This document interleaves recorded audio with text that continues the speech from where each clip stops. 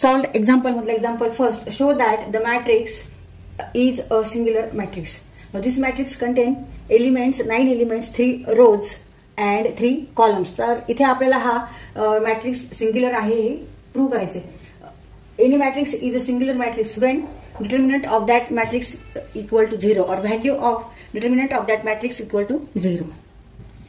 Let A is a matrix contain elements x plus y 1 z, y plus z 1 x and z plus x 1 y. Now determinant of matrix A is x plus y 1 z, y plus z 1 x, z plus x 1 y. इथे आपल्याला value घ्यायची. Expansion formula वापरून आपण हे determinant solve करू. When if determinant equal to 0 means matrix A is a singular matrix. If determinant of matrix A equal to 0 then A is a singular matrix. तर ह्याची आपल्याला व्हॅल्यू काढायची. Expansion formula वापरू. x plus y 1 into y minus x into 1 x minus y plus z. Take remaining elements which are not in first row and second column. That's 1 into y y and z into 1 z minus z plus z plus x. Take remaining elements which are not in first row and third column.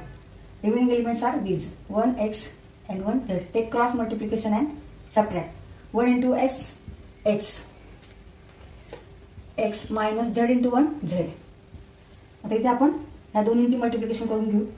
x plus y ने आपल्याला multiply करायचे y ला आणि x plus y ने multiply करायचे परत x ला. तर हा इथे कंसाने मल्टिप्लाय करायचे, फक्त y ने मल्टिप्लाय करायचं नाहीये.